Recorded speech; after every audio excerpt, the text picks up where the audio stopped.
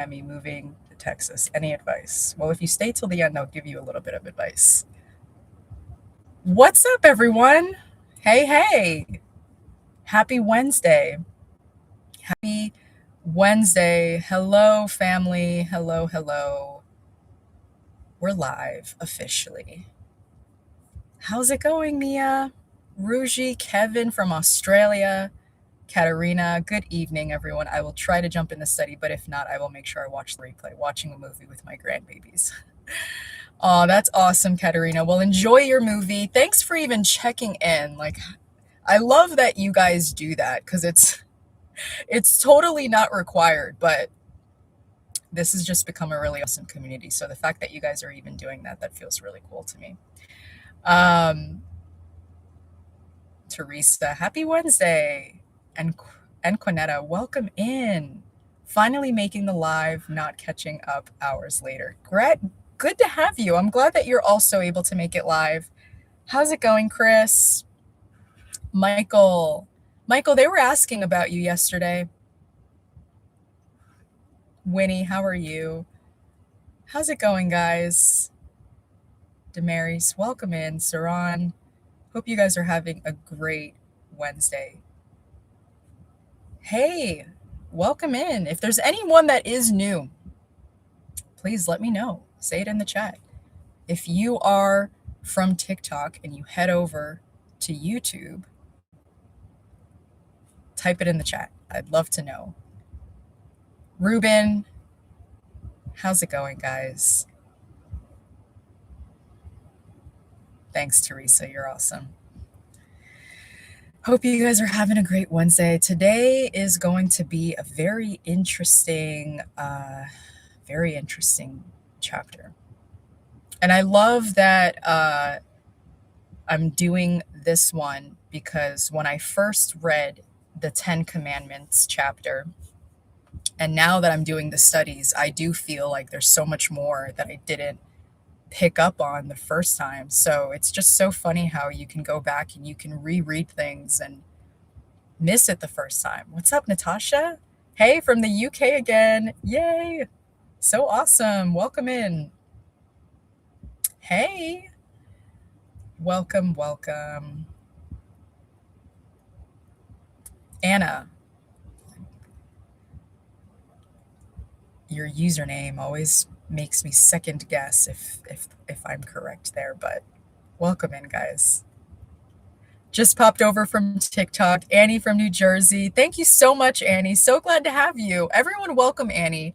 I have been encouraging, my TikTok family to jump over on here because this community is really awesome and you guys are really welcoming.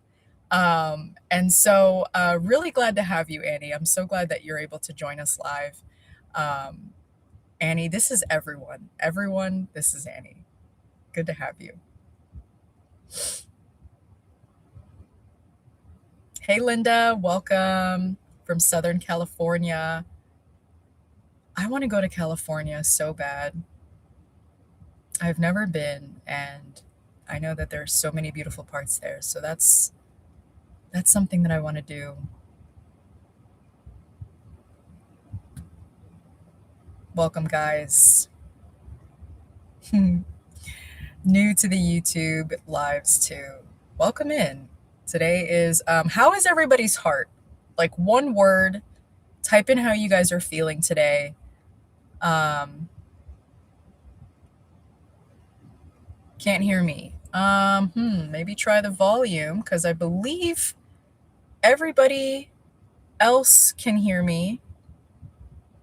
Not sure if anybody else is having audio issues, but don't stay anywhere near Disneyland. Got it.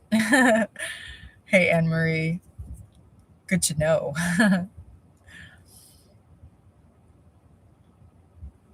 Sleepy. Yes. Okay, cool. Everyone else can hear. Hopefully we get the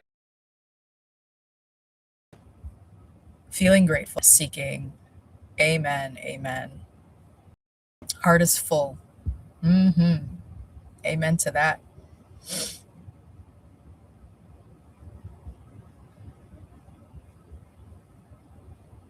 All right. So, um, again, really glad you guys are here. Before we jump in, I do want to ask you, um, have you guys ever had a season where you knew Lori from TikTok? I see you, Lori Ann. Welcome in. Thanks for letting me know. Have you guys ever had a season where you knew what the right thing to do was, but for some reason doing it was just a lot harder than knowing? Uh, or maybe you had moments where you really wanted to trust God, but, if you're being honest, your fears were just so much louder than your faith. And one of the things that I've just sort of had to realize as I'm going through this faith journey is that I know more than I think I do, when it comes to like this faith journey. But I feel like most of us already know more than we're actually living, if that makes sense. You know, like we know we should forgive. We know we should trust God, and we know, like, intellectually, that we shouldn't let fear make our decisions, right? But there's usually a gap between what we know and how we live. And that is just something that I would say all of us just kind of wrestle with at some point, but in just very different ways. And sometimes it makes me wonder, if this is just a part of the faith journey that's supposed to be like a lifelong thing. Because I don't know for sure if it's ever going to be something that we're ever going to graduate from.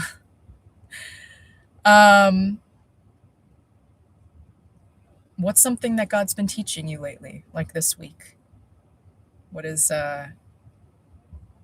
something that you guys have been thinking about or praying about or wrestling with through this week? Just curious. I think that ties into where everybody's hearts is. Time management, patience and trust. Yes. I think for me is patience and also trust. I would definitely, but honestly, maybe even time management, maybe a little bit of that. Feeling a little bit cloudy as of late. Physical healing, praying for your physical healing. To be at peace in any situation. That's a good one. Trust. That is true. If we graduated, we would not need grace. Amen to that. I've been more aware of my patterns, knowing more about his characteristics. Yes, yes, yes. God has been teaching me to need his presence, to remember, to intercede, and to do the work. Yeah, I get it.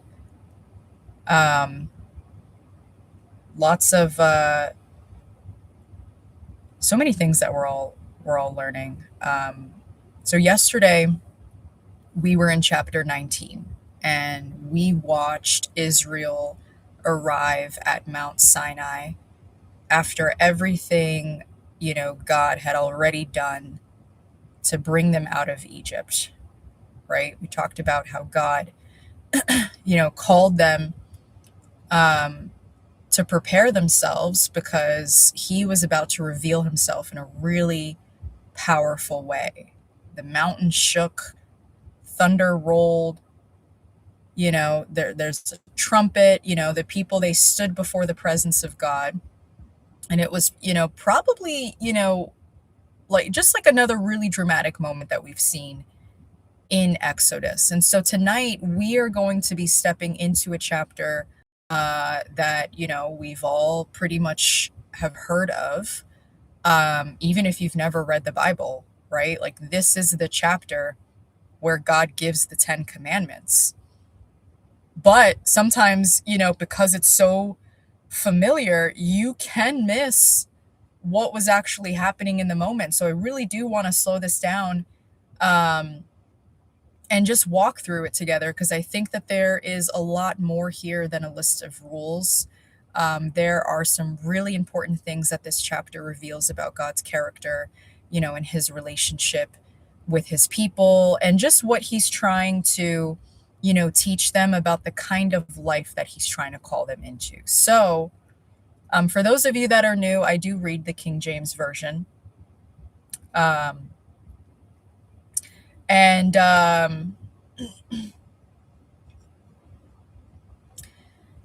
And the way that I do these Bible studies is I break everything into different movements. So I don't go verse by verse, but I do like to highlight, the context of what's happening. I do like to, just be able to explain each verse in an easier to understand way, as well as, if I see any themes or patterns that point out, see how this could relate to you and anybody else. So let's buckle up, get in. If you're new here, again, let me know. Let me know where you're watching from. Let me know your name. We are in movement 1. This is verses 1 through 2. I call this movement, before God gives commands, he reminds them of grace. So before we get, hey, Claire from Japan, look at that. Before we get into the 10 commandments, I do want us to notice where God starts, okay? So it's not like he's saying, here's your set of rules, now earn your place with me, okay? He begins by reminding them who he is and what he's already done. And so this really matters, because Israel, they are, they're standing at Mount Sinai, right? And they're not trying to earn deliverance. So when God gives them commandments, he's not giving enslaved people a way to become free. Like, he is giving freed people a way to live free, if that makes sense. So verse 1 says, and God spake all these words, saying. So this basically means that God himself is the one that's speaking. So these are not Moses's personal ideas, right? Like, this is not a motivational speech. Moses is like, God is now speaking directly to his people. And this can actually be easy to miss, because most of us just picture Moses kind of going up the mountain, right? Receiving the commandments just sort of privately, and then bringing them back down. But in the flow of the story, the last chapter ended with Moses going down to the people, right? And then this chapter begins with God speaking, okay? So the people are hearing this, by the way. Natasha, first and only time this happens in the Bible. That's really crazy. I can't imagine, the voice that they hear. So he's making his will really clear to the whole community. And that's what makes what happens later, spoiler by the way, with the golden calf, just even more serious, because now they can't really say, oh, we didn't know, right? Because they heard God speak, they knew what he said. And this is one of the most I would say, like, convicting parts of this chapter, because sometimes it's not even that God was just not clear. Like, sometimes our problem is that obedience exposes, what we just still want to hold on to. And so verse 2 says, I am the Lord thy God, which have brought thee out of the land of Egypt, out of the house of bondage. So this verse right here, God is speaking audibly, right, to Israel from the mountain. And he says, before I tell you how to live, remember who brought you out. He's grounding their obedience in relationship and rescue. So this is really important because he says, I am the Lord thy God. Okay, so that word thy, it just sort of makes it more personal, right? Because it's not like he's not just the God of the universe in like a general sense. Like he is their covenant God. He is the God who saw them in bondage and heard their cries, and judged Egypt and opened the sea, and he's, carried them. And so I would say the moral here is that obedience is supposed to flow from remembering, right? Because when we forget what God has already done, commandments, they start feeling a lot more like control.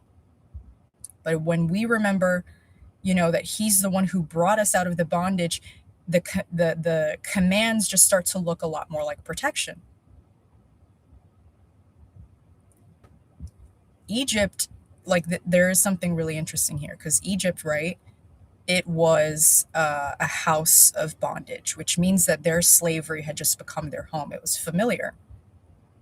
It was structured. It shaped the way that they thought, how they worked, and what they feared and survived. And so when God gives the commandments, he is basically, teaching these former slaves how to stop living like Egypt still owns them. That is why I would say this chapter is just way deeper than like do this and don't do that. Like this is God trying to reshape their instincts after generations of bondage. And so Jesus does the same thing, by the way, just in a different level, right? Because he doesn't save us and then leave us with the mindset of the thing that he saved us from. He brings us out. And then he begins teaching us how to live as people who are just not controlled anymore by fear and sin, and shame and survival, or just like the old patterns that used to control us. And the law just shows us God's holy standard, but Jesus is the one who fulfills it, perfectly. He becomes the one who brings us out of, a bondage to sin. So before we move into commandments, I do, want to pause here, because if you hear the 10 commandments as God trying to restrict your life, you're going to miss the heart of this chapter. But if you're able to listen to this and hear them as God trying to teach freed people how to live, it could really change everything. So type that in the chat. Teach me freedom. We're not trying to ask God for a list of rules. We're asking him how to teach us how to live like we're not slaves anymore.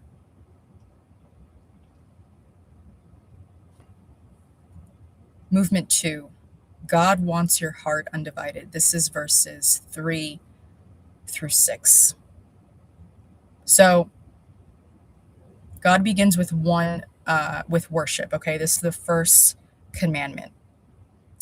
And the reason why is because whatever has your worship, it's going to eventually shape your life, right? So like before God talks about murder and marriage and stealing and lying and coveting, he starts with this question: who has first place? Because if the wrong thing is sitting in God's place, everything else starts to become distorted, right? Israel, they had just come out of Egypt, and Egypt is filled with like all of these gods, right? Like they had a god for the Nile, they had a god for the sun, for fertility, they had one for protection, for death. They had gods for almost every fear and need. So when God says no other gods before me, he's trying to separate his people from an entire worldview. And then verse 3, this is where it says, thou shalt not have no other gods before me. So, he's saying nothing and no one is allowed to compete with me in your life. So the phrase before me is not like, as long as I'm first in line, you can have other gods. Obviously, right? Like this just means no rival is allowed in his presence, right? He is not trying to be the biggest priority among many priorities. He is saying, I alone am God. This is where we have to be honest, because I don't think most of us are tempted to like bow down to statues, but sometimes we are tempted to build our lives around things that promise only, things that only God can give, like security, approval, control, comfort, success, money. So then verse 4 says, Thou shalt not make unto thee any graven image or any likeness of anything that is in heaven above, or that is in the earth beneath, or that is in the water under the earth. So this verse is saying God, he's saying, do not try to shrink me into something that you can create, control, or manage. So the issue, he's basically telling them not to make an image and then treat that image like it can represent him. Okay. So like in their world, this would have looked like people carving an image out of wood or, stone or silver or gold. And then you treat that specific object like it carried divine power. Okay. So, like they might have made an image of like a bull or, a bird or a sun or like a human like figure, and then believe that somehow the God was attached to that object. Okay. So like instead of worshiping the living God who speaks and leads and corrects, right, and can't be controlled, they would worship something that, they could hold and move and like decorate, right? And like something that you can carry and manage. So that is why this commandment is just way deeper than like, oh, don't make statues. He's warning them against the human desire to just make him smaller. Because if I can create the image, then in some way I can control the image, right? Like I can then decide where it goes. I can decide what it looks like, how it makes me feel. I can keep it close to me when I want comfort, but I don't actually have to surrender to a living God who confronts me and redirects me and calls me out of myself. So I would say like a modern example of what this would look like is not us bowing to like a golden statue, right? Like that's not, I don't think that we do that, but it can look like creating a version of God in our mind that only says what we want him to say, like the version of God who just never corrects us, or a version of God that only comforts us and only agrees with our bitterness when we're trying to call it discernment, or this version of God who blesses every desire that we have without ever asking like us to surrender, or even the version of God who is harsh or distant, and just impossible to please, because that's the image of authority that we might have grown up with, right? In all of those ways, we're not worshiping God as he has revealed himself. We are worshiping an image of him that was probably shaped by our fear or pain or maybe your preferences or just like your need for control. So when God says, not to make the image, he's saying, don't reduce me into something that your hands can form, or that like your mind can control, because the real God, it's not created by us. He reveals himself to us. That's the safest thing that we can do, is let God define himself instead of forcing him to fit the image that we are just the most comfortable with. And I think this is really interesting because, later Moses reminds the people that when God spoke from the fire, they heard a voice, right? But they saw no form. That God intentionally revealed himself through his word, not through an image. Why? Because the moment we create an image of God, we might be just tempted to make him more manageable. We might want this version of God that we can just carry and predict and control. And so, again, I don't think that we do this with carved images, but I would say definitely with mental images, where we create this version of God who only comforts us. And sometimes the idol is not a statue, but it's just this version of God that, we created because it's just a lot harder to surrender to. Verse 5. Thou shalt not bow down thyself to them, nor serve them. For I, the Lord thy God, am a jealous God, visiting the iniquity of the fathers upon the children unto the third and fourth generation of them that hate me. So, this verse, God is saying, don't worship what is false, because I love you too much to share your heart with something that's going to destroy you. So when we hear, God say that he's a jealous God, it can be misunderstood because human jealousy is, like we think of insecure and possessive, okay? But God's jealousy is not insecurity, right? Like he's not threatened. His jealousy is covenant love, right? It is the love of a faithful God who knows that if his people give their heart to false gods, those false gods are just going to enslave them again. And so when he talks about sin affecting the third and fourth generation, that's just showing us, that, what's the word? Idolatry. It's never private. Okay. So like what one generation worships, the next generation is usually going to inherit that, right? Like patterns get passed down, fears get passed down, false views, survival systems, all of that gets passed down. Verse 6. Verse 6 is God saying, the reach of my mercy is greater than the reach of generational sin.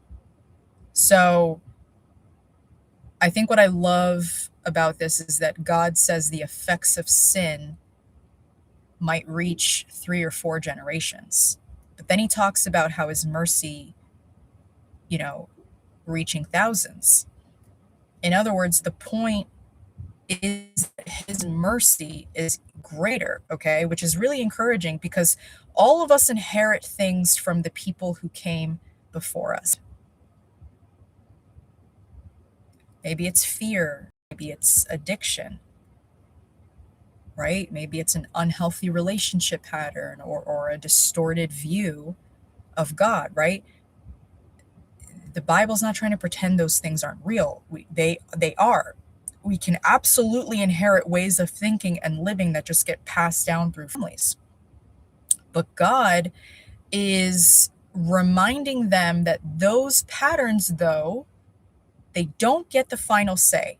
Just because something has existed in your family for generations doesn't mean it has to continue through you, because God's mercy is just way stronger than whatever was handed down to you. Okay? Sometimes it takes just one person saying, okay, this stops here. I'm going to follow the Lord. And now a completely different story begins for the generations that are going to come after them. And so if there is anything in your life that is trying to compete for God's place in your heart, this is the moment to acknowledge it right now in your head, but also type it in the chat, undivided heart. Okay. Because we are asking God to bring our hearts back into order, not halfway. Okay. Not with hidden rivals, fully surrendered to Him.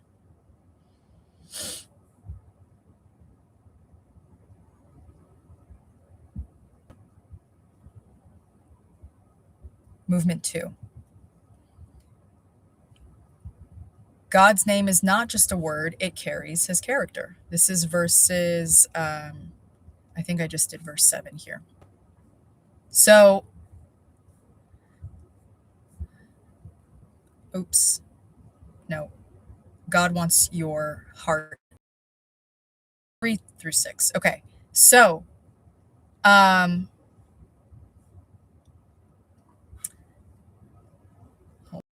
I just lost where I was. Was I on movement 2? Or am I on movement 3? Hold on. Nope, movement 3. Haha, just kidding. Okay. So, so now we're moving into the next part. Okay. This one is about how people carry His name. Okay. This is the third commandment. So this is one of the most misunderstood commandments because most of us grew up hearing it explained as just simply not using God's name as like a curse word. Okay. And this does fall under it. Okay. But I believe that this commandment is just way deeper than that. Okay. Because in the Bible, name wasn't just something that people called you, right? Like your name, it represented your character and your reputation and your authority and just like who you were. Okay. So when God talks about taking His name in vain, He's talking about attaching His name to something empty. Okay. And like false or dishonoring. Okay. Like someone can avoid every curse word their entire life, by the way, and still violate the spirit of this commandment if they use God's name to manipulate people, to justify sin, okay, and like pressure others and spread false teachings or just claim that God said something that He never said. So, in some ways, this might be even more serious because now we're not just speaking carelessly about God, like we're speaking on behalf of God. So, in other words, this isn't just about, what comes out of our mouths. It's about how we represent the God, whose name that we carry. Verse 7 says, "Thou shalt not take the name of the Lord thy God in vain. For the Lord will not hold him guiltless and taketh his name in vain." So again, God is saying, don't use my name, like basically saying, don't use my name in a way that makes me look empty or false or, like worthless. So again, the word vain has this idea of emptiness, So this command is about treating the name of God not as because okay, so like this is just where it gets really convicting, right? Because people can misuse God's name with their mouth, right? But we can also misuse God's name with our life, where we can say, like this is an example of this, where we can say, God told me, right? When God really didn't tell us. And we can use His name to pressure people and control people, or even use it as a way to justify our own desires or just make your opinions more spiritual or just claim to represent Him, but you're living away that misrepresents him. So that is why this commandment is not just about profanity. It's about representation. And so I think, one of the easiest ways to really understand uh this commandment is just, we have to get to this point where we ask ourselves, when do people like attach God's name to something that God never actually said, right? Or wanted or approved of. So, like, again, this one's probably like the most dramatic, but someone saying something like, God told me you're supposed to marry me. Like, obviously, that just really means I want to marry you. Or when someone says, God told me to do this, right? But they didn't actually seek him. They just want the extra authority behind their decision. So in those moments, God's name is being used to give weight to something that really just originated with us. And then another example of this would be using scripture or God's name to manipulate people, right?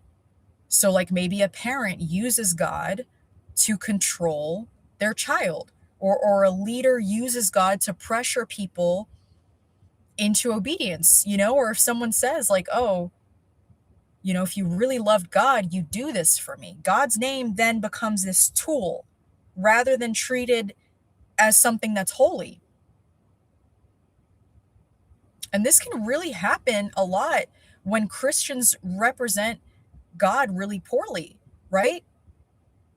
Because if I claim to follow Christ, but I'm just constantly dishonest and hateful and cruel or hypocritical, people aren't just now forming opinions about me, they're going to form opinions about the God that I claim to represent, right? That's part of why this commandment matters so much, because his name is connected to his reputation. And I think that probably one of the most common ways that this happens today is when we speak for God too confidently in situations where God hasn't spoken at all. You know, sometimes we're so uncomfortable with certainty that we would just rather say, God told me, than admit, I think this might be what God is leading me towards, but I'm still praying about it. That's the healthier way to approach that. Because every time, we attach God's name to something that's false, or selfish or manipulative or just untrue, it just makes him look less trustworthy to people that are watching, to people that are very new in their faith and they're still trying to develop their relationship with him. And so it's like we're essentially putting his signature on something that he didn't write. That's why this commandment is just a lot bigger than avoiding a curse word. God is asking his people to treat his name, with weight, because it represents his character and his authority and his reputation and just who he truly is. And if we're going to carry his name, we should want to represent it accurately.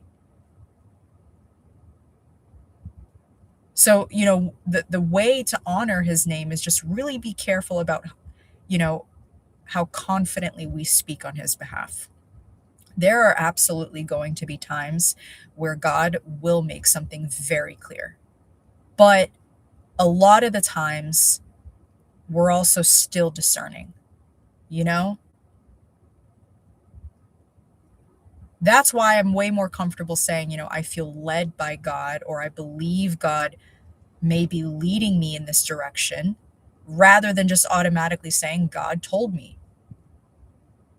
Because I want to be careful not to put his name on something that might still be my own interpretation. And Israel was being called God's treasured possession, right? A kingdom of priests and a holy nation. That means they're going to carry his name among the nations. So the way that they lived would either reveal something true about him or just distort something about him, And that is still true for us, where, when we call ourselves followers of Jesus, we're carrying his name. And it doesn't mean, you're supposed to become perfect overnight, by the way. But again, it just means that we need to care about whether our lives make God look like who he is. This is where Jesus gives the clearest picture in the Lord's Prayer, because he teaches us to begin with, hallowed be thy name, right? Before provision and forgiveness and deliverance, he teaches us to honor the name of God. And then Jesus perfectly carries the Father's name. He hath seen me, hath seen the Father. He never misrepresented God. He never used the Father's name, you know, and just attached God's authority to something else. He carried the name perfectly. And then he gives us his name. So I think the lesson here is just way deeper than like, watch your language. I think it's more about not making God look small by the way that you use his name. Don't put God's name on your fear and call it wisdom, or on your control and call it discernment. You know, even your bitterness, don't try and call it boundaries. His name is holy. Type that in the chat. Honor your name. Because we're really asking God to just make our words and our motives and our lives just line up with who he is. Movement 4. This is verses 8 through 11. Sabbath was God teaching former slaves how to rest. So now we're at the Sabbath commandment. So this one is important. This is the longest commandment in the chapter, because he explains rest. And that tells us something, right? Because for him to even have to explain it is because rest is not obvious to people who had just come out of slavery. Their time was controlled by Pharaoh. So when God commands rest, he's trying to break Egypt's rhythm off of them. So verse 8 says, remember the Sabbath day to keep it holy. He's saying, set apart a day to stop and rest and remember me. The word Sabbath is connected to the idea of ceasing, okay? So it means to stop, which might sound simple, but again, for people who have been trained by bondage, stopping is something that doesn't really feel safe, right? Like it can almost feel irresponsible, you know, or if you take a moment to just slow down, you kind of feel like you're falling behind. And I think that's why God says, remember, because we forget that God is the creator. We forget that he's the provider, and that the world doesn't just fall apart when we stop trying to hold it together. And then verse 9 says, 6 days shalt thou labor and do all thy work. So in this verse, God is saying there is a rhythm for work, and work has its place, right? This isn't anti-work, okay? That's not the command. He's trying to teach them order. Work is good, okay? But work is not God, right? Productivity is not your identity, but it's good. And this really matters, because think about, where they were in Egypt. Work was something that was forced and it was endless, right? But in God's rhythm, work has boundaries. There is a time to labor and a time to stop. And that's a very different kind of life than slavery. So then verse 10 says, but the seventh day is the Sabbath of the Lord thy God, and in it thou shalt not do any work, thou, nor thy son, nor thy daughter, thy manservant, nor thy maidservant, nor thy cattle, or thy stranger that is within the gate. So God is just saying here, rest is not just for those that are powerful. Everyone under your care must be allowed to rest.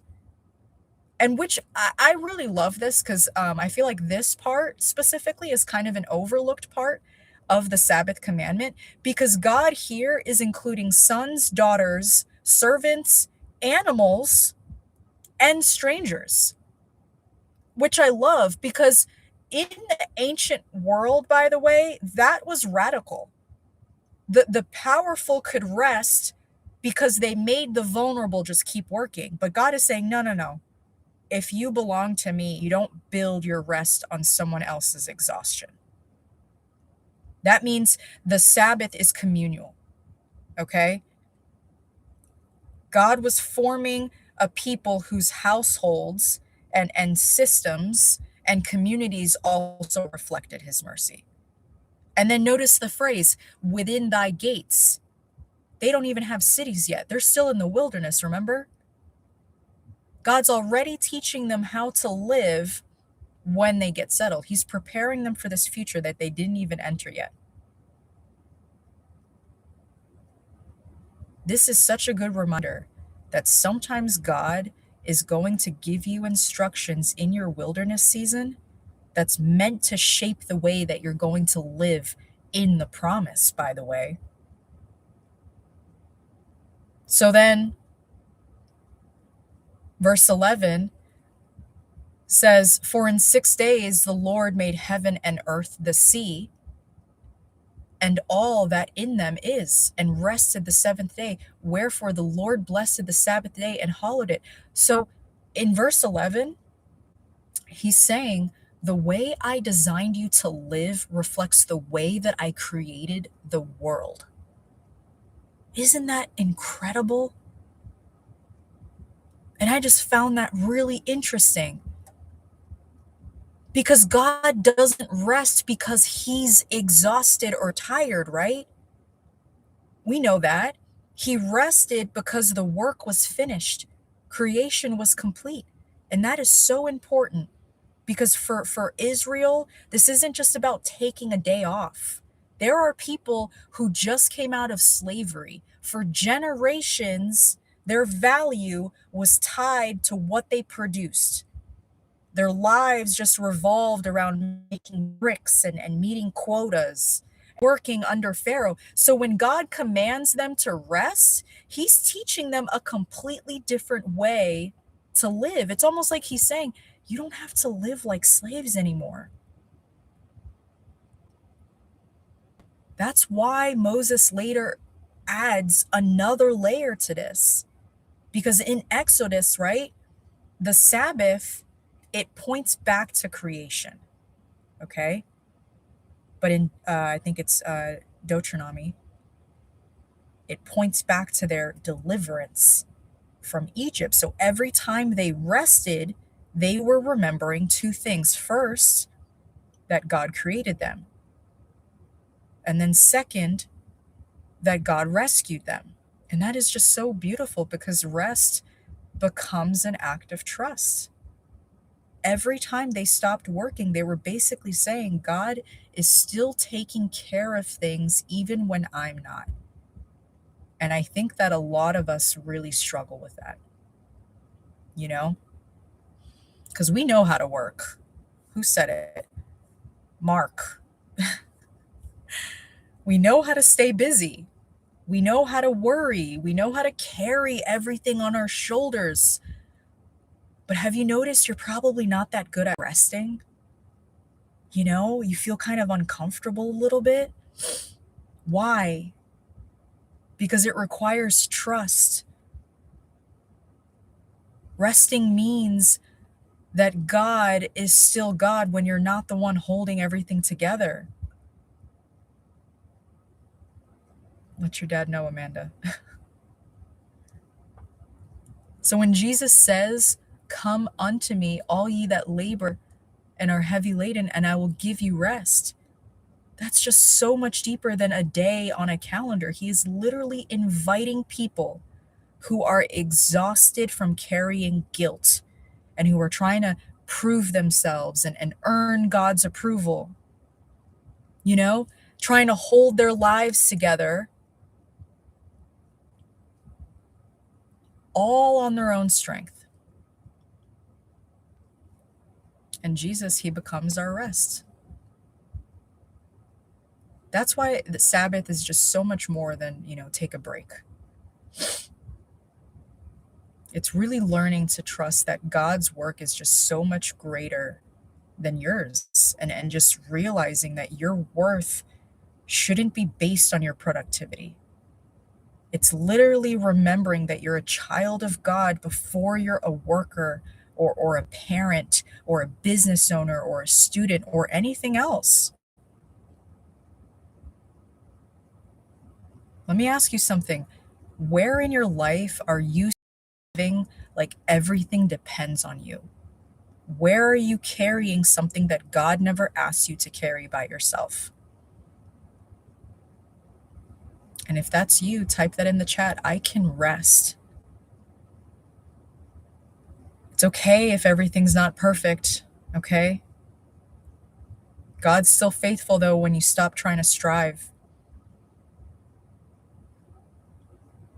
I can rest, or I'm learning how to rest. Movement 5.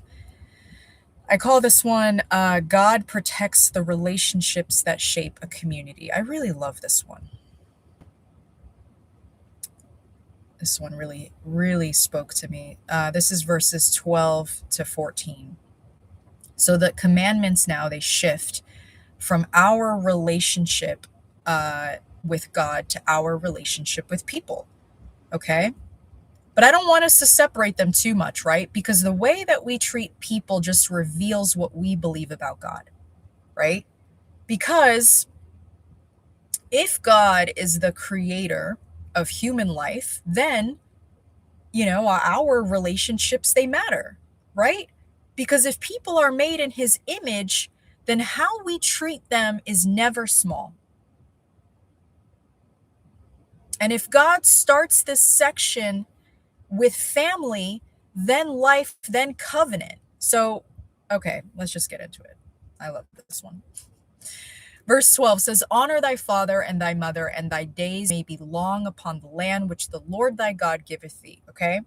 So, God is saying, treat your parents with weight and respect and care, because healthy honor, basically helps preserve the life of the community. Okay. So basically, don't treat your parents like they don't matter. So I think that this commandment can be a little bit difficult, by the way, because everyone hears it through the lens of their own story. Okay. Some people had loving parents who sacrificed a lot for them. Others had parents who really hurt them. And so before we go any further, I don't think that God is asking everyone to just pretend like your childhood was something that it wasn't. Okay? He's not asking you to call evil good. He's not asking you to ignore real wounds, okay? And to stay in unhealthy situations. So I do want to make that clear. But he is teaching us something that is really important about honor. Because the word honor here carries this idea of giving something weight. Okay? It's the opposite of treating something as worthless and disposable or like insignificant, which is really important because honor is not the same thing as agreement. You can disagree with your parents and still honor them. You can set boundaries and still honor them. You can acknowledge the ways that they hurt you and still recognize the role that they played in your life, okay? Honor does not mean pretending someone was perfect, okay? It just means refusing to treat them as though they had no value. And I think part of the reason that this commandment really mattered so much in Israel is because, the parents here, they were raising children and passing down the story of God, right? Like they were the ones that were teaching the next generation about the Passover, the Red Sea, the wilderness, and God's faithfulness. So So if every generation just completely rejected the one before it, eventually those stories, they just disappear, right? So honoring parents wasn't just about family relationships. Like, this is connected to preserving the testimony of what God had done. And I still see the importance of that today, you know? Because when generations just stop listening to each other, honestly, everybody loses. Sometimes younger people assume older people have nothing valuable to say because it seems just outdated, right? But also, older people dismiss younger people because they don't understand them. And then, before long, everyone is talking and nobody's learning. But every generation carries something valuable. Older generations usually carry wisdom, and experience and just lessons that they learned through hardship, right? Younger generations, like, we bring like a fresher perspective, just like energy and like new ways of seeing things, right? God, I don't think he never intended those generations to just constantly be at war with each other, right? Like, it was supposed to be to learn from one another. Um, But I do think that this commandment really challenges something in a lot of us, because it is usually easier to focus on what our parents did wrong than it is to recognize what they did right. Now, obviously, again, this doesn't mean overlooking real pain. Wounds, some of them are very real. But sometimes we can become so focused on what wasn't given to us that we just stop seeing what was, right? Like, maybe they weren't perfect. Maybe they made mistakes.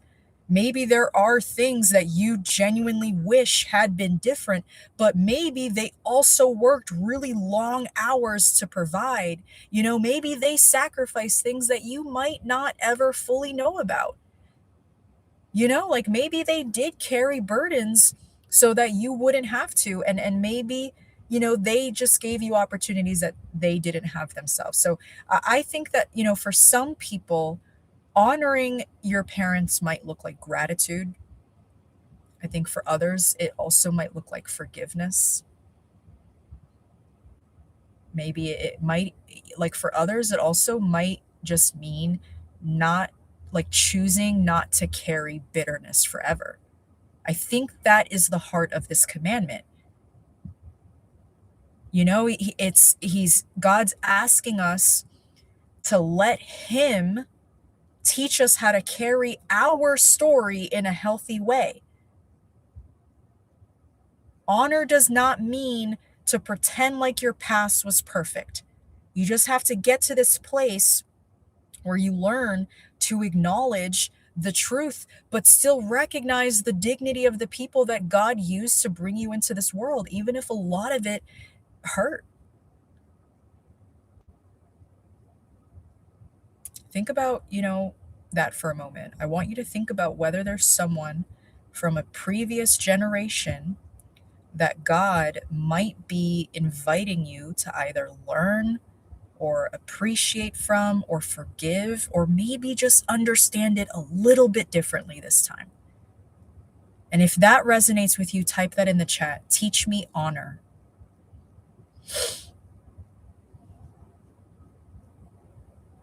So, verse 13 says, "Thou shalt not kill." That one's a very simple one to explain, okay? But he's saying don't murder. Don't intentionally take innocent human life. So, um, one thing that is worth knowing is that the Hebrew word that's being used here is more specific than simply killing. Okay, it's talking about murder, the unjust taking of life. And the reason that this commandment matters so much, it goes all the way back to Genesis, right?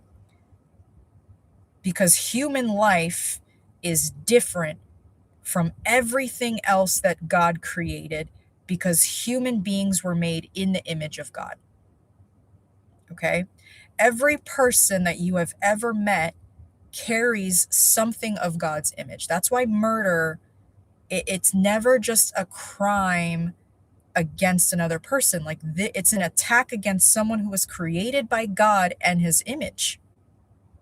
And this verse, the commandment really is sort of easy to just move on quickly, right? Because, most of us are thinking, well, I've never murdered anyone, so time to move on. But Jesus, he actually takes this commandment a lot deeper in the Sermon on the Mount, okay? Because he starts talking about anger and hatred and contempt, right? And what we carry in our hearts towards other people.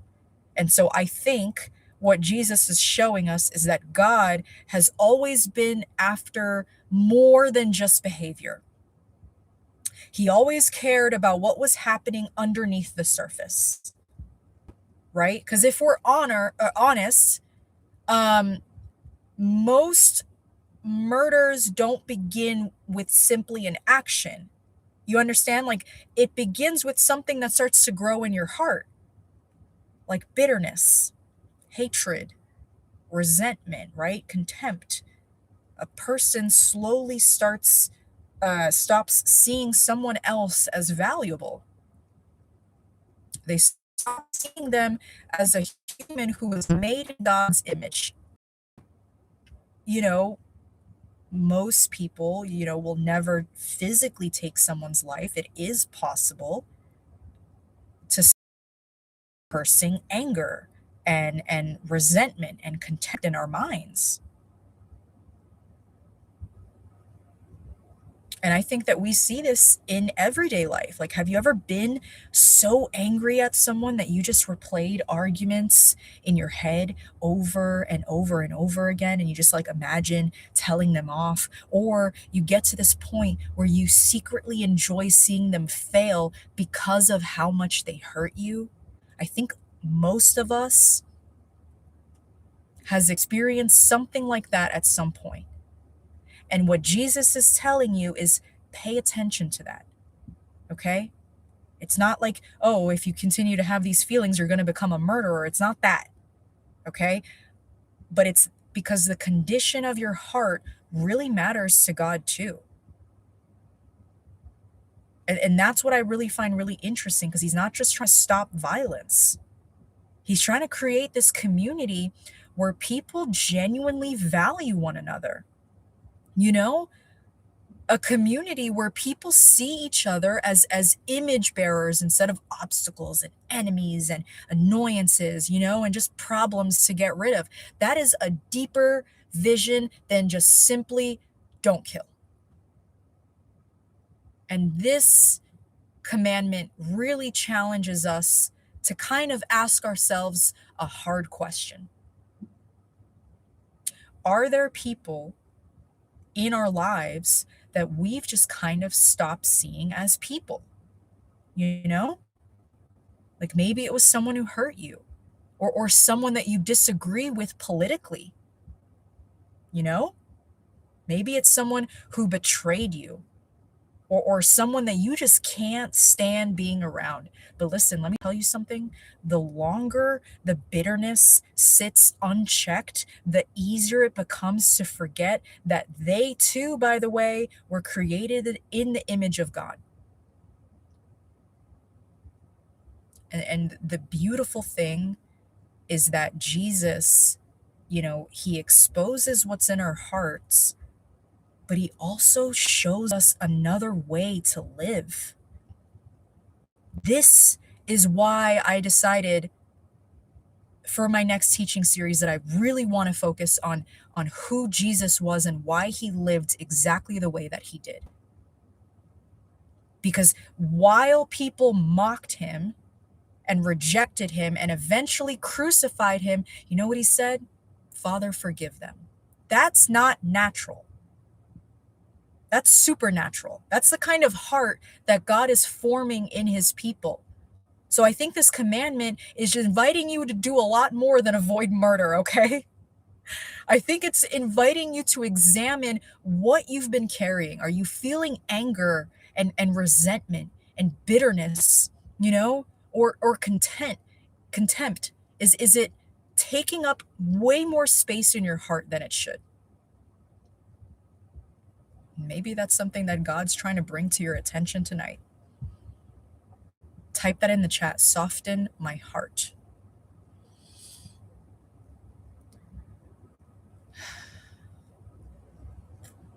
Verse 14.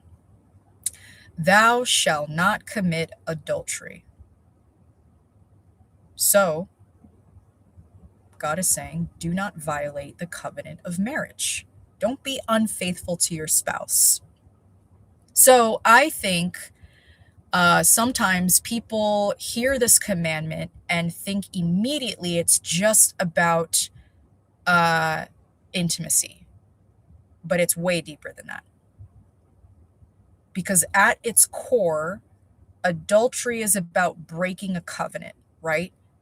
It's about violating a promise that was meant to be built on trust and faithfulness and commitment. And one of the reasons that this matters so much throughout scripture is because marriage, it becomes just one of the primary pictures that God uses to describe his relationship with his people, okay? When Israel repeatedly turns away from God and starts worshiping idols, the prophets, they usually describe it as spiritual adultery, okay, which is really strong language, okay? But it shows us how seriously God views covenant faithfulness. He's not just protecting a marriage relationship here, he's protecting the idea of covenant itself. And I honestly think that this commandment just kind of reveals something about human nature that goes a lot further than just beyond marriage. Because we live in a culture that usually treats commitment as something that's temporary, right? Like when something becomes difficult or inconvenient, or doesn't make us happy anymore, our instinct is to just move on to something else. I'm not talking about abuse here, okay? But throughout scripture, God reveals himself as faithful, right? He keeps showing up. He keeps keeping his promises, and he stays committed even when people fail him. And he's trying to form that same kind of faithfulness in his people. Now, Jesus, he takes this commandment on a deeper level, right? In the Sermon on the Mount, because he says the issue isn't only the physical act. He starts talking about lust and what happens in your heart. And I think that's because God, we know now, he's not just interested in changing your behavior, right? And leaving just your heart untouched. He's looking for people who appear faithful on the outside.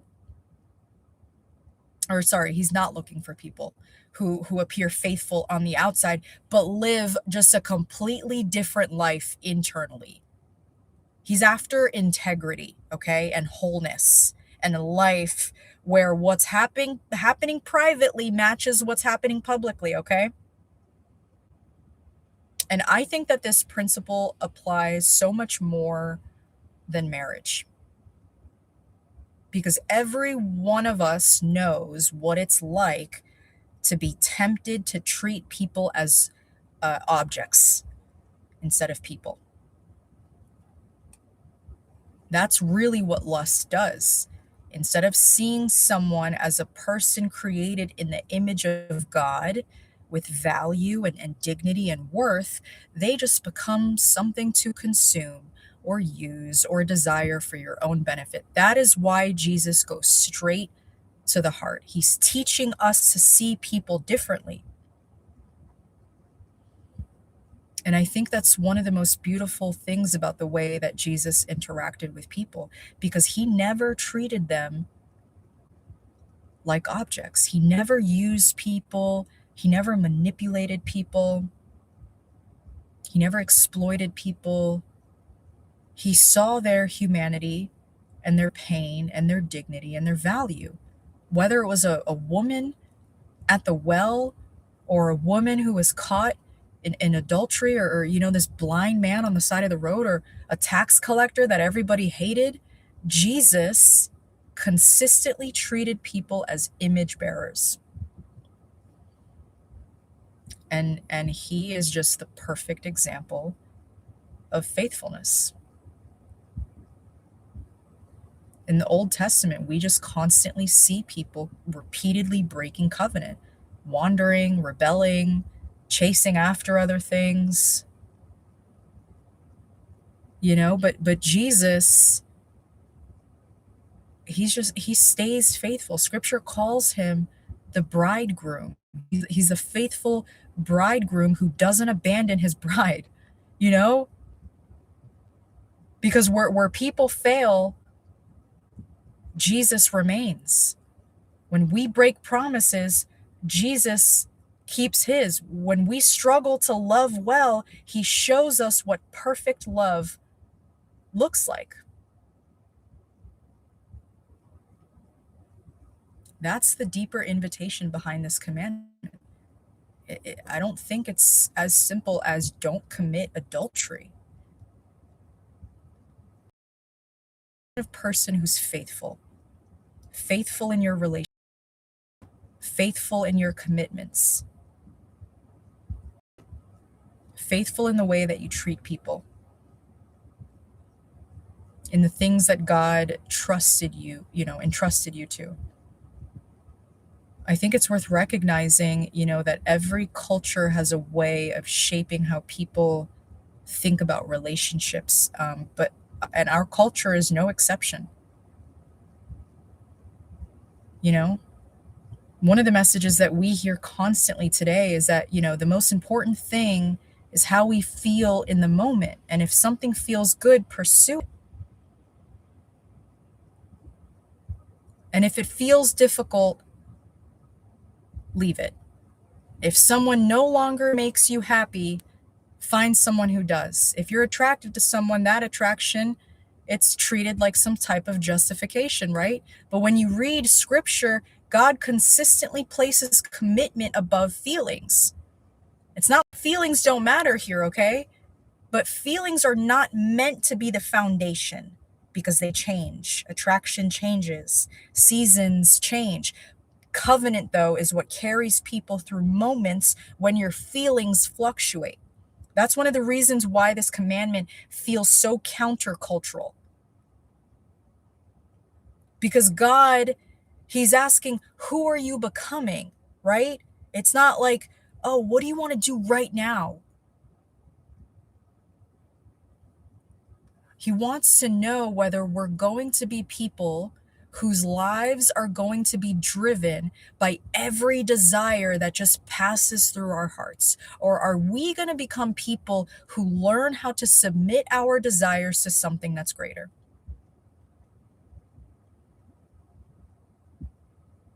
And this just, again, it goes beyond marriage, because we see this mindset everywhere.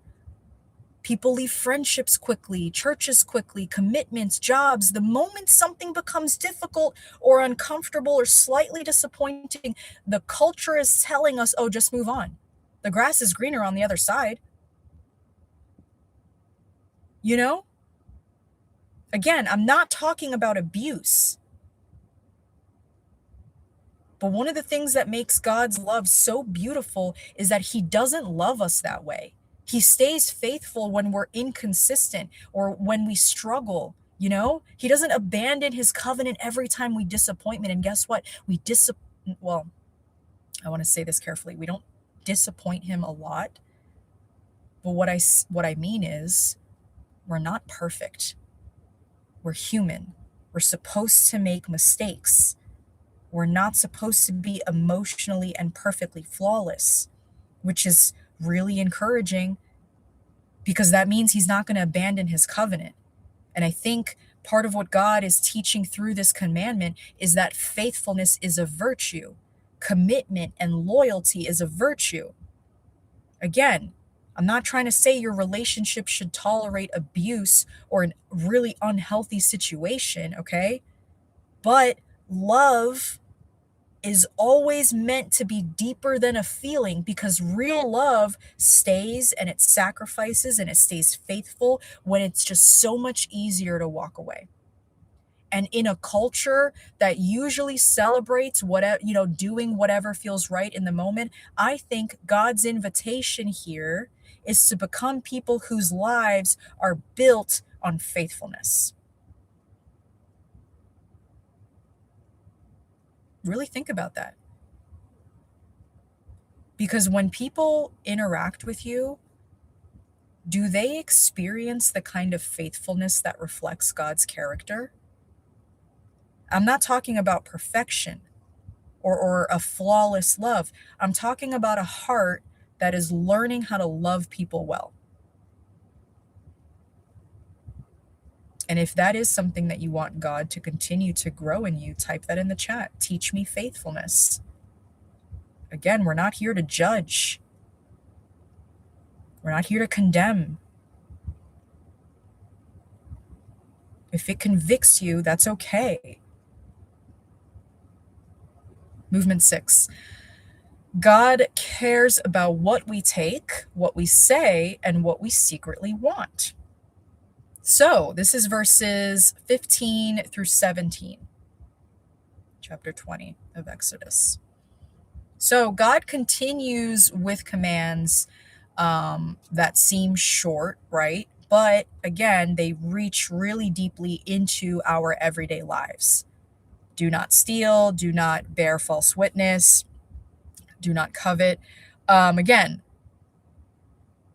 these are rules that protect trust and justice and the community from becoming,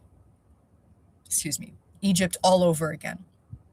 Because Egypt was this place where power just took what it wanted, right? Pharaoh's word shaped reality, and people were treated like possessions. So God is teaching Israel that his people cannot live like Pharaoh. Verse 15, thou shalt not steal. Okay? Do not take what does not belong to you. So, we hear this word about shoplifts. But when you really think of it, how can stealing show up in more subtle ways than that? I think at its core, stealing is taking something that belongs to someone else without having the right to it, right? That could be money, it could be property, but it could also be somebody's time and reputation, somebody's opportunity, right? Or even credit for work that they did, but you didn't do. Have you ever seen someone take credit for an idea that wasn't theirs? Or someone manipulate another person for what they could get out of them? Or maybe someone refused to pay what they owe. In a sense, all of those things violate the spirit of this commandment. I think underneath stealing is usually a deeper issue, which is trust, because stealing is like, oh, well, God hasn't given me enough, so I'm just going to take what belongs to somebody else. So you're reaching beyond the boundaries that God set because we just believe that having more will somehow solve what's missing inside of us. That's why this commandment connects really closely to contentment, by the way. Because when we're content, we can celebrate what God has given someone else without feeling the need to take it, right? But when you're living from this place with like a scarce mentality and comparison and entitlement, it is so much easier to justify crossing boundaries that you shouldn't cross. Think about it this way. Imagine spending years building something, maybe a business or a home, Maybe it's a relationship or even like a reputation that you worked really hard to earn. And then someone comes along and they just take advantage of it. They claim it as their own, or they benefit from something that they never invested in. We all recognize instinctively that something is wrong with that because God has designed us to understand ownership and stewardship, right? I think that's part of what this commandment is protecting. God is teaching his people to respect what's been entrusted to others. Every person has responsibilities and resources and relationships and gifts and opportunities that God specifically placed in their care. And when you steal, it ignores that stewardship and it just says, well, what I want matters more than what belongs to you. I think that this commandment does challenge something in our culture, because we just live in this world that just encourages people like do whatever it takes to get ahead. If something benefits you, take it. If you can get away with it, justify it. You know? If someone else has something that you want, find a way to get it. But God's kingdom works differently. God's people are meant to be known by integrity. They don't take advantage of people. They don't manipulate people. They don't build their lives on what belongs to somebody else. And when you zoom out even further, every good thing that we have ultimately belongs to God anyway. We're all stewards before we're owners. The house, the money, the opportunities, the gifts, the talents, and influence. It's all been entrusted to us by him. So part of honoring God is just learning to respect what he's entrusted to other people as well. Maybe the invitation here behind this commandment is just learn to trust God's provision, Trust that you don't have to take or manipulate or grasp or just force your way into what belongs to someone else, because what God has for you, it can't be stolen by another person. Because if you think it can, man, you don't know God. You don't know him. Really think about that. Think about whether there are any areas where God might be inviting you into greater integrity and contentment and trust. And I'm not just talking about stealing an item at the store here. It's deeper than that. Maybe that's something that you're working on growing in. Type that in the chat. I trust your provision. Verse 16, thou shalt not bear false witness against thy neighbor. So God is saying, don't use your words to distort the truth about someone else. Don't lie about people. So this commandment originally comes from a legal setting, okay? Because in ancient Israel, someone's testimony could determine another person's future, right? Um, you know, because then if you lied about someone, you could ruin their reputation. It could cost them their freedom or put their life at risk. So that's why God takes this so seriously, because words have power. Okay. They can build someone up, but they can also destroy them.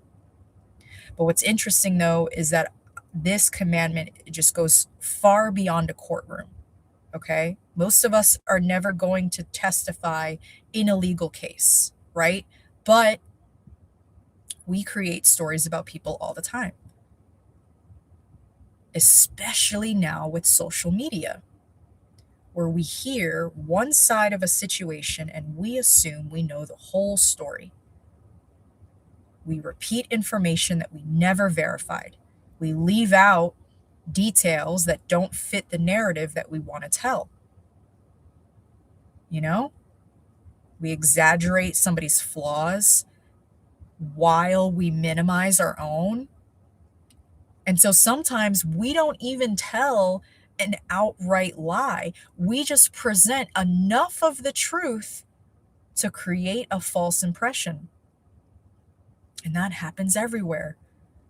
Group chats, social media, comment sections,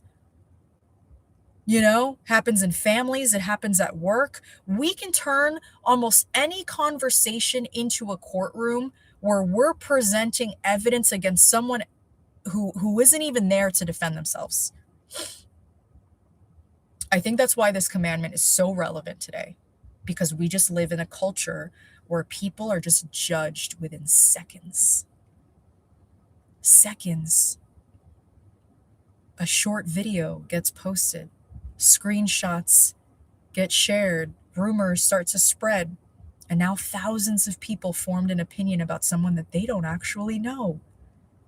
Have you ever thought about that? We can destroy a person's reputation without ever having a conversation with them. So what God is protecting here is truth, because God himself is truth. Satan is called the father of lies, but God is a God of truth. Every time we distort the truth about someone, we're moving away from God's character into something else. And listen, I think that the hardest part about this commandment is that, realizing that silence can also sometimes participate in false witness too. Okay? Because if we know that something isn't true and we allow a lie to keep spreading because we're afraid to speak up, we're still creating a false picture, helping. And it's really uncomfortable to think about, okay? But it shows how much God values truth. And I think what, makes this just more interesting is that Jesus became the victim of false witness. Because when he was arrested, people literally came forward and gave false testimony against him. The only truly innocent person who has ever lived was accused through lies. So when we read this commandment, we're not just reading about a sin in general. We're reading about one of the sins that was committed against Christ himself. I just want to let you guys know here that I think the deeper lesson is learning to become people who protect the truth instead of manipulating it, okay? People whose words bring clarity instead of confusion. Become a person who is a lot slower to assume and accuse, and just be really careful about the stories that we tell about other people. Really think about that. Because if someone only knew the people in your life through the way that you talked about them, would they have an accurate picture of who those people really are?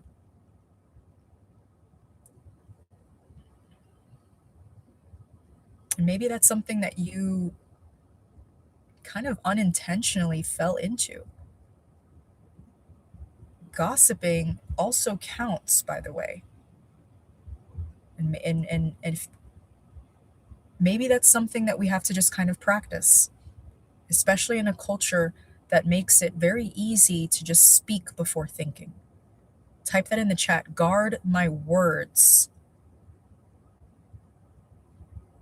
And it doesn't even have to, you don't have to type that in because you are a person who just lies about other people, but maybe remind yourself tonight in the chat, guard my words. Verse 17. Thou shalt not covet thy neighbor's house, thou shalt not covet thy neighbor's wife, nor his manservant, nor his maidservant, nor his ox, nor his ass, nor anything that is thy neighbor. So God is saying, don't let your heart obsess over what belongs to somebody else. Don't become consumed with what someone else has. I think what makes this commandment so interesting is that it's different from the ones before it, right? Because most of the other commandments deal with actions that people can see, right? Like you can see someone steal, you can see someone lie, um, you can see someone commit adultery, right? But coveting happens internally, right? It's hidden. Nobody around you may even know that it's happening, because you can look completely fine on the outside while your comparison or your envy or your resentment or your dissatisfaction is just growing underneath the surface. And I think that's exactly why this commandment is really powerful, because this is just another reminder that God is not just interested in fixing your behavior, He's after your heart, right? We see it right here in the Ten Commandments. He's saying, what's happening inside of you? What's happening inside of you that He can only see, by the way, that nobody else can. He sees your thoughts. He knows what's in your heart. He knows that whatever words that you're speaking doesn't match what's in here. Okay? The word covet doesn't mean noticing that something is good. It doesn't mean having goals and dreams or desires. The problem begins when your desire turns into fixation.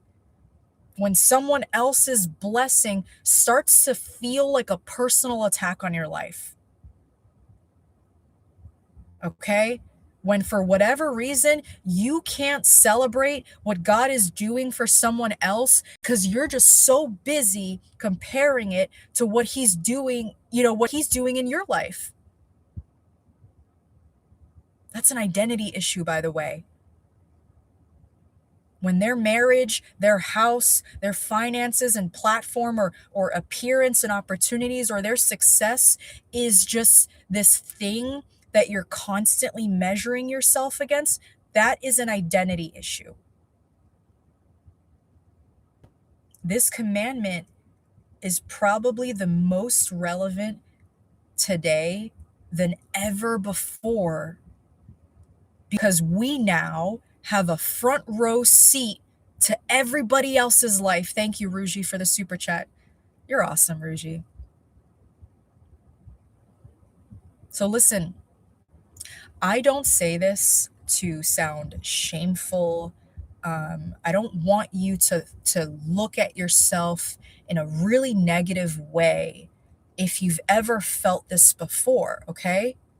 Because we have a front row seat to everybody else's life, okay? We've never had this before. Every time we open social media, we are seeing some people's vacations and businesses and relationships and homes and achievements and all of their highlight reels. So now we're spending hours, okay? Check your screen time because it's probably more than hours.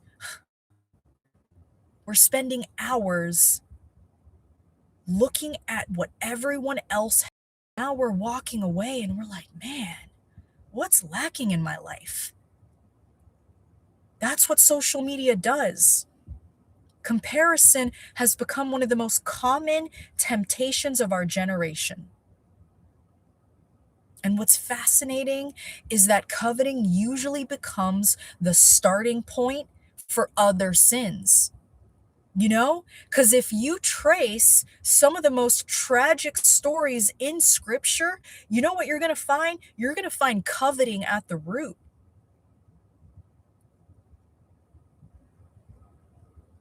David first desired Bathsheba, I think that's how you pronounce it, before adultery and murder followed. Spoiler, if you haven't gotten to that part, Judas desired money before his betrayal followed. So, in a lot of ways, coveting starts out like a seed, okay? And the outward sin might be different, but the root usually starts with wanting something that God did not give you, and you just refuse to trust Him with that reality. There's another detail here that's easy to miss because in this verse, notice how God ends the 10 commandments with a command about the heart. It's almost as if He's removing every possible loophole because someone could hear all the previous commandments and think, well, technically I've kept them. But then God gets to coveting, and now suddenly nobody can hide. Nobody can say, yeah, I've never struggled with that. Right? Every single one of us knows what it's like to want something that we don't have. Compare ourselves to someone else, or wonder why God seems to be blessing another person differently than He's blessing us. And listen, the deeper issue that is underneath coveting, okay, is usually like the root is trust. Okay, I don't want you to think that you're just this way. At its core, coveting is just really a struggle to trust God's wisdom and His timing and His provision. Okay, so it's just where you look at somebody else's life and you're just kind of very subtly believing that if we had what they have, we could finally be okay. But listen, let me tell you something. Another person's blessing is not supposed to become the solution to your emptiness. It's not going to fix the root of your problem. Only God can do that. That's why the answer to coveting is not pretending that you don't have desires, okay? That's why I don't want you to view this part here and start to have shame. God created us with desires. So you know what the answer is? Contentment. Contentment doesn't mean that you just stop wanting things, but you know what it does help you just remember that you need to learn to stop allowing those desires to control you. When you can get to this point where you're able to say, God, there are things that I still hope for. There are things that I'm praying for, God. There are things I would love to have one day, okay? But I refuse to let what I don't have, what you've already given me. And this is such a beautiful contrast, right? Because he never grasped what wasn't his. Because although he was equal with God, he didn't cling to his position. He humbled himself, right? He trusted the Father completely and lived from abundance, right? He gave and served in this world that was just constantly trying to get more. Jesus shows us what it looks like to live from trust instead of striving. This is why I'm doing a deep dive on him. This is why, because I want to show you what that looks like. On every single level, I want to show you and myself what it's like to live like him. This is a moment for all of us to look inward, okay?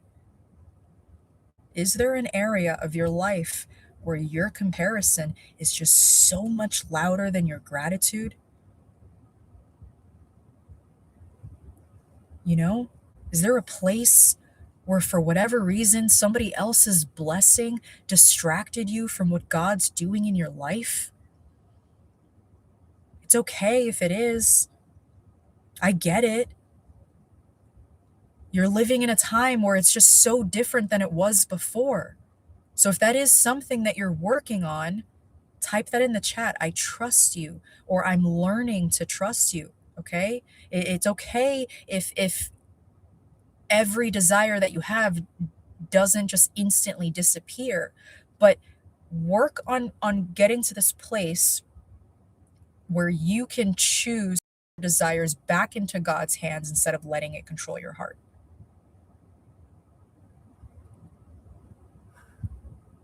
Movement 7. The people step back, but Moses draws near. So this is verses 18 through 21. So after God speaks the commandments, the people become really overwhelmed, which makes sense. Okay. The mountain's like covered in smoke. There's thunder, lightning, sound of trumpet. Okay. The presence of God feels terrifying. So this moment just reminds us though that God's loving. Okay. He's not casual, but he's near. He's holy. And Sinai, it doesn't like separate the comfort of his presence without the weight of his holiness, if that makes sense. So verse 18 says that the people experienced the power and the holiness of God, and it scared them, so they backed away. Which honestly, most of us probably would have done the exact same thing. Okay. So like when we read stories like this, it's kind of very easy to maybe picture the Israelites as like overreacting. But imagine standing at the base of a mountain that's literally shaking, covered in smoke with thunder and a trumpet that's like getting louder and louder. So this is a very dramatic scene. And the people were just experiencing something that just really reminded how small they really are. And so the phrase says that they stood afar off, um, which is just kind of interesting, right? Because they are so aware of God's holiness, their first instinct is to create distance. That's kind of sounds familiar, right? Because we see that in the Bible. In Genesis, when Adam and Eve sin and then they immediately hide, right? Isaiah gets a glimpse of God's holiness and he's like, woe is me. Even in Peter, he has this like miraculous encounter with Jesus and he says, depart from me. I'm a sinful man. So it's almost like when people get a clearer picture of who God is, they suddenly get a clearer picture of themselves too. I think that's what's happening here. The Israelites are realizing, this God is not like the gods of Egypt. He isn't something that they can control and manipulate, right? This isn't a statue that they can carry around. And I think that, the Bible just kind of constantly holds, the sight of his holiness and him being our father and helper and our friend as something that's together, not separate, right? Because he is holy, but he is loving and worthy of reverence and personal. And this still happens today, just in different ways, where like, have you ever had a moment where God just exposed something in your heart? Like maybe it was pride or bitterness, or maybe the sin that you just kept justifying for a long time. And then instead of running towards God, your first instinct might have been to like pull away from him, where you like stop praying as much. You kind of avoid opening your Bible, like maybe even slightly embarrassed, or ashamed, and you just kind of create of Eden. It just kind of convinced us to run from the person that we're supposed to need the most. And God's presence didn't move from the people at all. The people were the ones that moved away from God. So I think, the people just became aware of their need for a mediator. Really interesting there. So then verse 19 says, and they said unto Moses, speak thou with us, and we will hear, but not let God speak with us lest we die. Okay. So the people are saying, Moses, you talk to God for us because this is just too overwhelming. um, and again, their reaction makes sense. And it's just kind of interesting, right? Because the people a few chapters ago, they were begging for God to rescue them from Egypt and wanted him to come near and to act and reveal himself. But now that he's doing it, his presence is, it's beautiful, but it has a lot of weight to it. And that is actually something in just a different way that we can relate to, where we want God to speak until he starts speaking about things that we would just rather not deal with, you know? And he just exposes areas of our lives that need to change. And I think that it's very easy, to want his comfort, but be, just not as excited about his correction. So the Israelites are just having this moment where they're maybe just realizing that God is powerful enough to save them, but also holy enough to transform them. So, the people are now asking Moses to be a mediator, right? They're looking for someone who can go where they can't go and hear what they can't hear and just bring God's words back to them. This is actually one of the biggest themes in the entire Bible, because Moses, he becomes a mediator, right? And then later, the priests become mediators. The sacrificial system becomes part of that mediation. The prophets speak on God's behalf. So over and over again, we see people standing between God and humanity. But guess what? It all points somewhere. Jesus. And here's the problem. Moses can bring God's words to the people, right? But he can't change their hearts. The priests can offer sacrifice, but they can't permanently remove sin. And eventually God sends the one mediator who can do all of those things. That's why in Timothy it says, for there's one God and one mediator between God and men, the man Christ Jesus. Because when you look at it through the lens of the gospel, that's what makes this moment really beautiful. Because the people are standing at a distance and they're saying, we need someone to stand between us and God. And then hundreds of years later, God answers that need through Christ.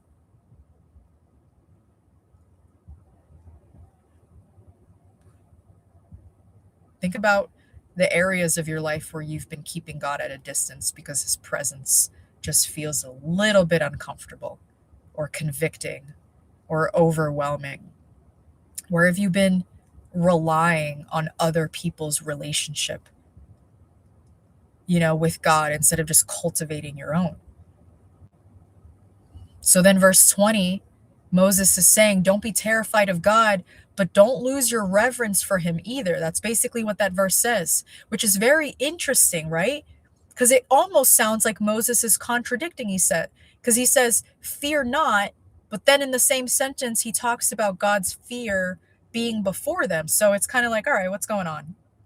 But I think the easiest way to understand is that there's two different kinds of fear that's being described here, right? Like there's the kind of fear that makes you want to run away from God. And then there's the kind of fear that makes you take God seriously, right? Because, the first one is where you're thinking about how God could possibly be against you, or that God is just looking for reasons to reject you and so that you should hide from them. That's like the fear that Adam and Eve experienced in the garden after they sinned. They hid and then they covered themselves and ran from God, right? But the second kind of fear is what we usually call reverence. That's the realization that God is holy, right?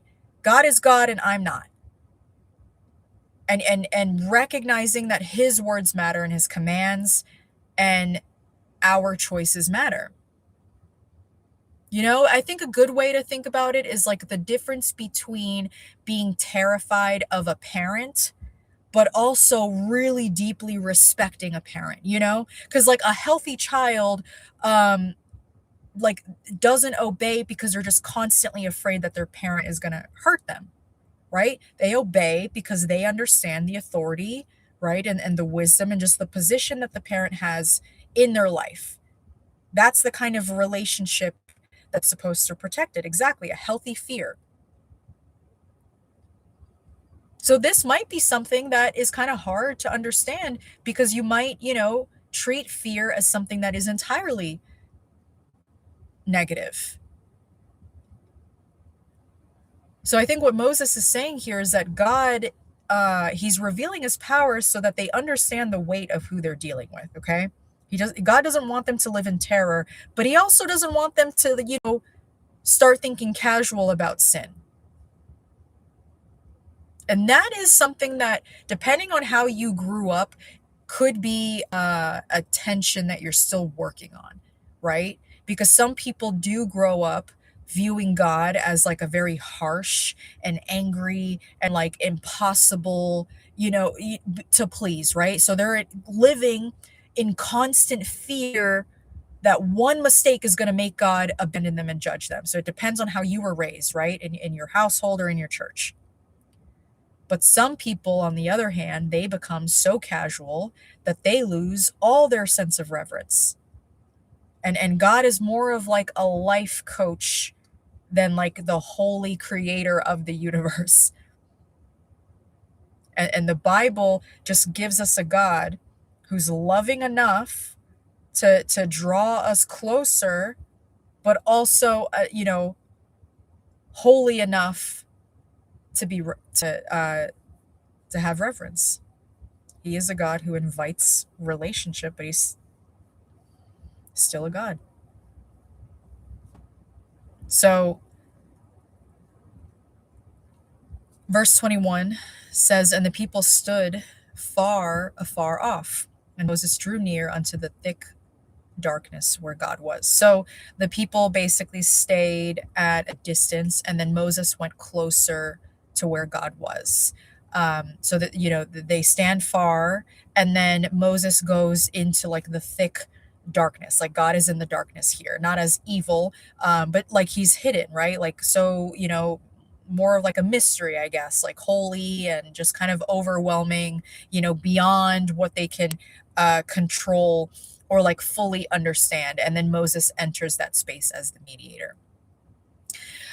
So the last movement is movement 8. I call this one God teaches them how to worship without making it about human glory. So this is verses 22 through 26. So, the chapter's coming to a close. Okay. Now God, he shifts back the subject, back to the subject of worship. Okay.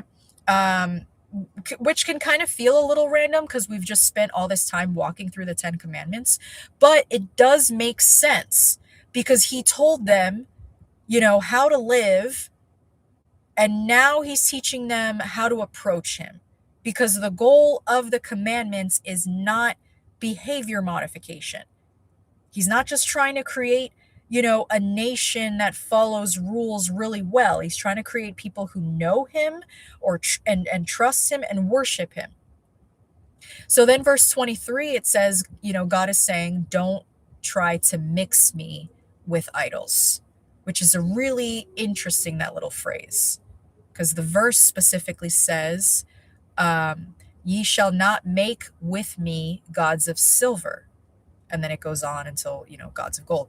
But that phrase, with me, he's warning them against adding other things alongside him, which I think is where a lot of people struggle today. Because I don't think that we just randomly wake up one morning and just decide that we don't want God anymore, right?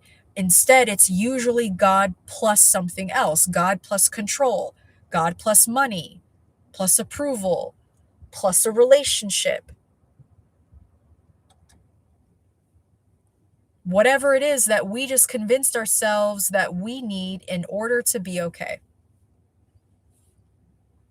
And I think that what's fascinating is that this is exactly what happens with the golden calf that we're going to see in a few chapters. The Israelites, they don't completely reject God. They try to worship him through something that he never asked for. Spoiler, by the way. They blend the true God with a false method. That's what makes, idols so deceptive. Because sometimes it's not about replacing God, but you just add like competitors beside him and you let those things take up space in your heart that really God was the only, one that was meant to occupy that. So then verse 24, God is saying, build a simple altar and I'll meet you there, which I love because after all the thunder and all the intensity here, God gives them a way to approach him. And so his response is, okay, well, here's how you can come near. So the altar becomes this place where fellowship with God is restored, but sacrifice is required. Okay, something has to stand in the place of the sinner. And this is just one of those moments where the entire Bible now starts to point forward to Jesus because every altar, every sacrifice, every offering is telling the same story that we as people cannot bridge the gap between ourselves and a holy God on their own, right? A sacrifice is needed. And then eventually Jesus becomes the fulfillment of everything that these altars pointed towards. He's the lamb, he's the sacrifice, he's the one through whom sinners are brought near to God. And then verse 25, God says, don't, basically paraphrasing here, don't turn worship into a monument to yourself. So this is an overlooked detail because he basically tells them not to carve the stones. Don't shape them. Don't improve them. Don't turn the altar into like this really cool, impressive display of craftsmanship, right? Okay. But the question is why? Well, I think the altar maybe isn't supposed to draw attention to the person who built it, right? Like it's supposed to draw attention to God, which is kind of a really relevant lesson because we as people have a tendency to take things that are supposed to point to God and make it about themselves, right? Worship can become that, teaching can become that, serving, even helping people can become that. Like something might start out being completely about God and then just slowly becoming about our image or, reputation or success and like recognition, right? I think that's why God wanted the stones left alone because I think the focus is supposed to just be on the mercy of God. And maybe that's something that, you know, some of us kind of wrestle with, right? Not like not just whether we're serving God, but like why we're serving him, right? Are you doing it because you genuinely love him, you know, or because you love being seen? It's kind of two different motivations. And I just find it interesting because the chapter ends with instructions that keep bringing worship back to simplicity, right? And humility and reverence. God never wanted worship to become, this performance or like a spectacle, right? He never wanted it to be this stage where people could just show off how spiritual they are. He wanted sincerity and humility, right? And just people who come to him in an honest way. And this is actually really hard for me to read this section without thinking about the cross. Because God talks about simple altars, uncut stones, right? And worship that is not centered on human glory, which points to Jesus, because the cross, by like, the world's standards, it's not like an impressive, glamorous thing, like it's not a display of human achievement. Like, it was rough and humiliating, and like simple and painful. And that is where God chose to reveal his mercy. That's where Jesus became the final sacrifice that every altar had been pointing towards all along. Are we willing to come to God without without performing, you know, without pretending, without hiding behind this image that we created? Because at the end of the day, he's looking for surrendered hearts. Maybe that's something that you're working on. Type that in the chat. No performance. It's not about being perfect.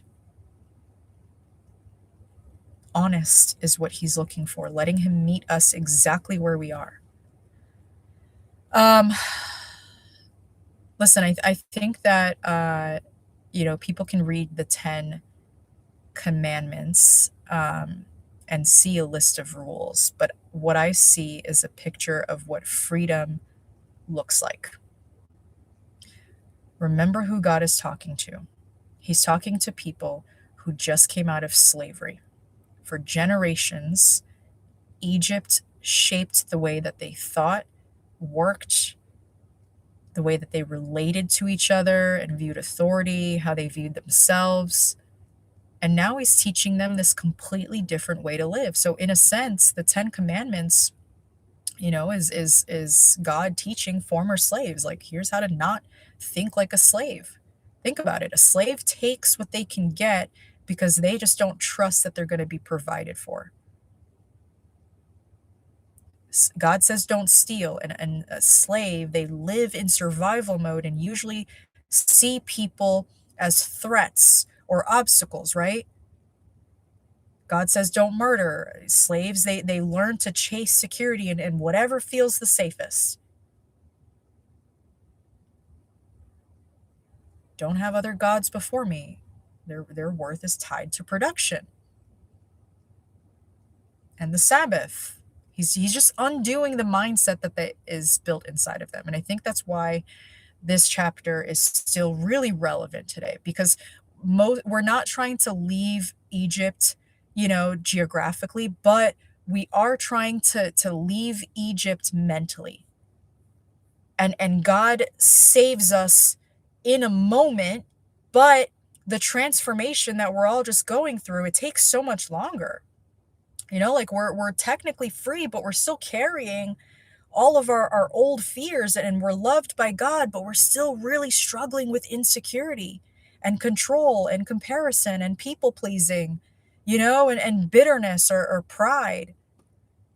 And so the biggest theme here is that he's literally trying to reshape your heart. That's why the chapter ends with coveting, because he could have stopped with actions, but he goes straight to the place that's hidden.